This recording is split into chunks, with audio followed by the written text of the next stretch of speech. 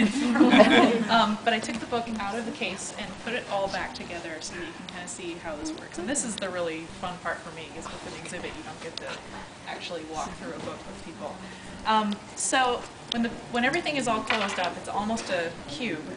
And on the top is the frontispiece, for lack of a better word, for the book, and that is a topographic map of the summit of Mount Rainier. Ooh. And then the four sides, the four faces of the box are the north, south, the east, and west faces of the mountain, all captured at the same time of day at sunset.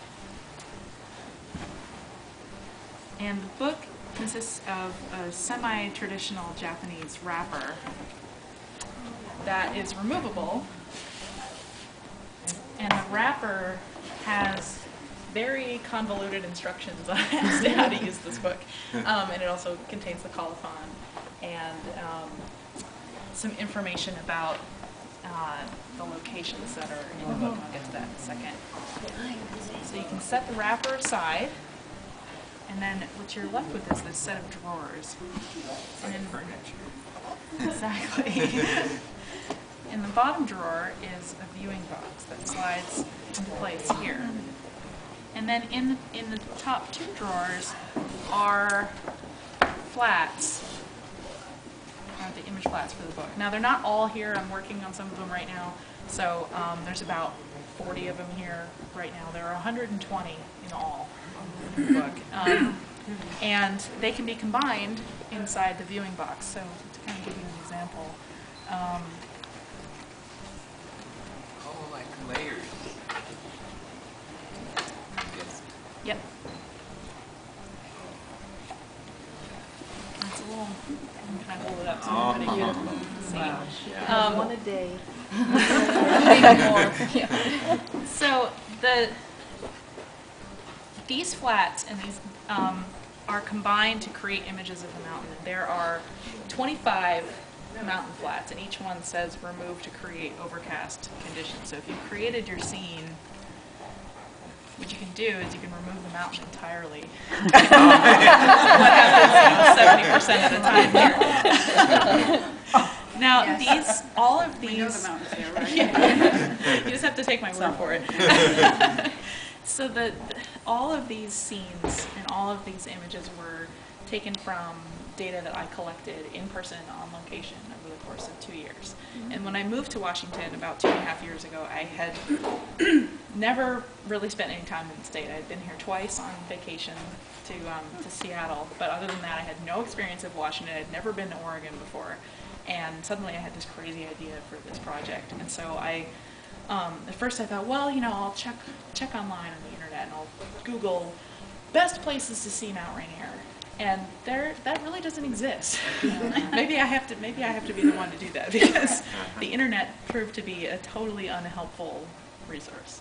So basically, armed with topographic maps and my camera and a lot of guesswork and some recommendations from friends, I just got in the car and logged over 8,000 miles to these locations. Now, all of these locations are logged. I'm going to kind of create another one here.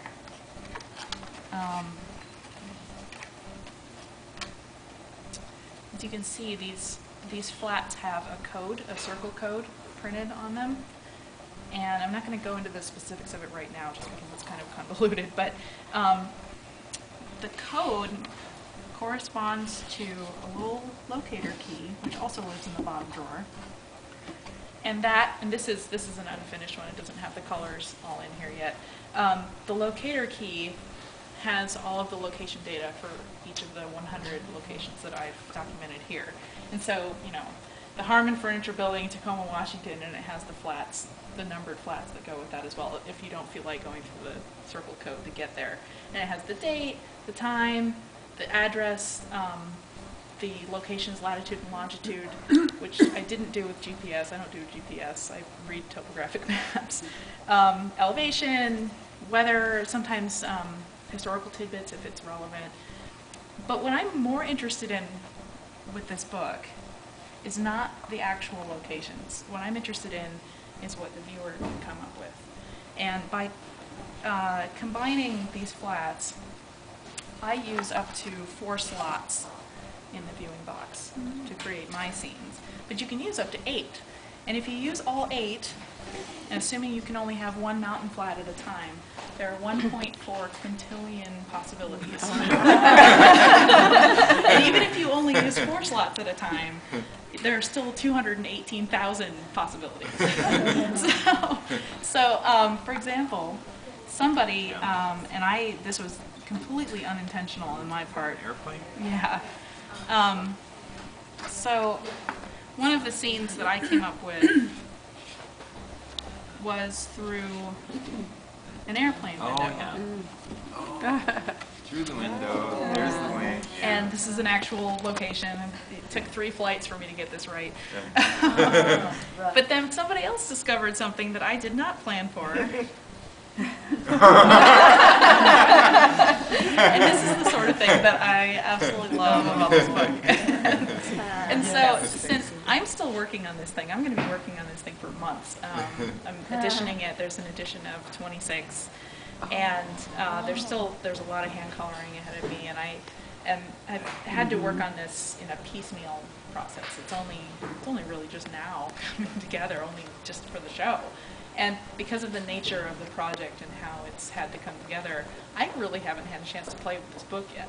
So it's going to have to be other people who clue me in on what they discover about these scenes, and that's what I really love about it. So the exhibit here I normally have the book taken apart.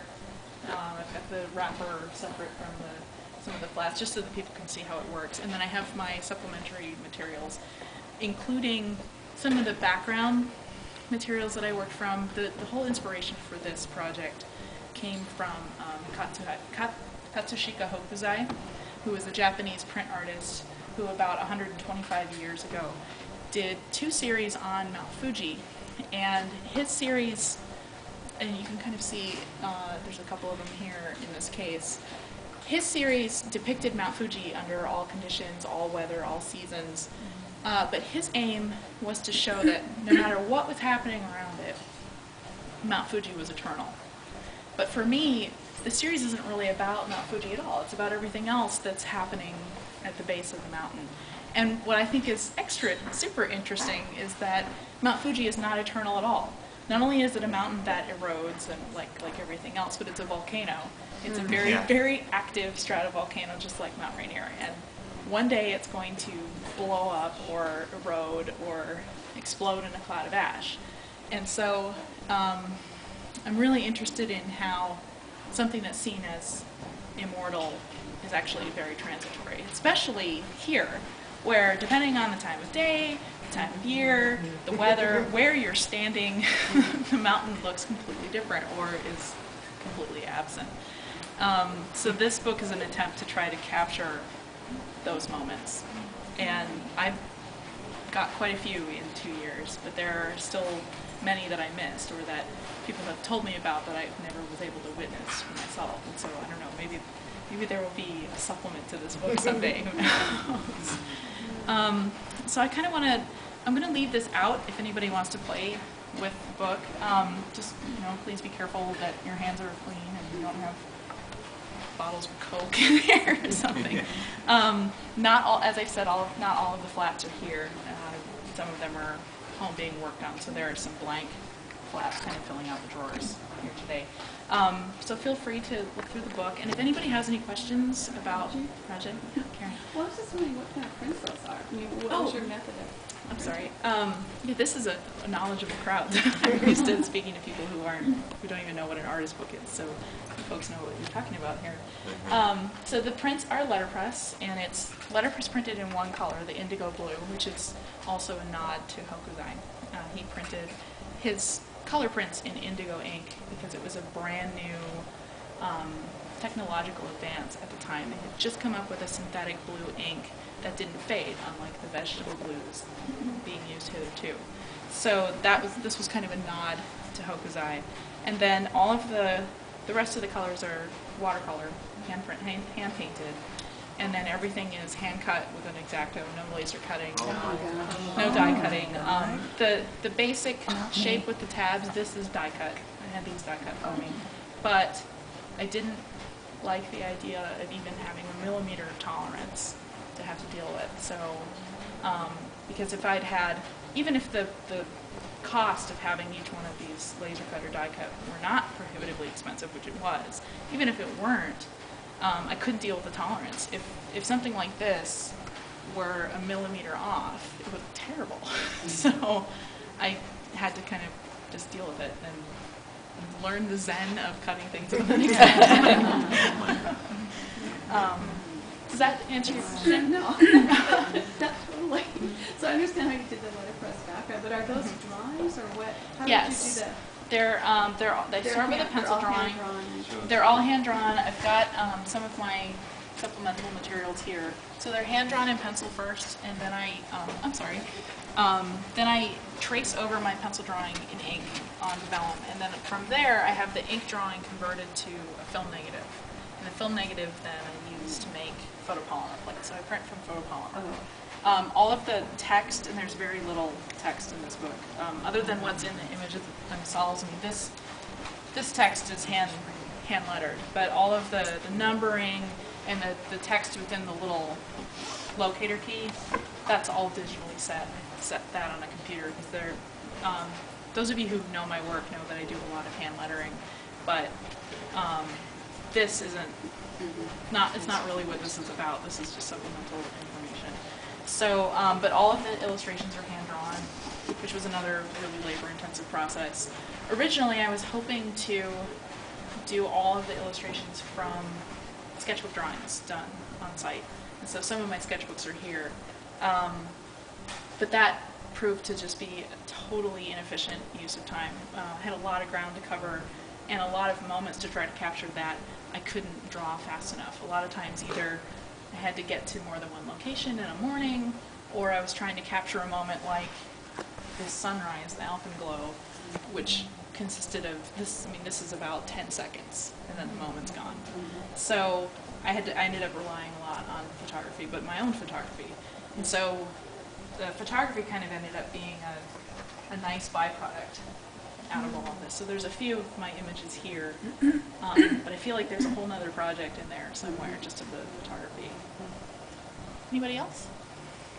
Are any of the books still available? They are. About a third of them are reserved right now. They're not going to be done for a while. But the UPS library actually will be getting one. So there will be one here later this year for viewing. I'm sure you can make an appointment here. And also the University of Washington will have one as well. So if you like, you can make an appointment with them to see the book once they get their copy. Anybody else? Were you talking about your postcards that you're showing here? Yeah. And the influence and some of the other inspiration that I had, other than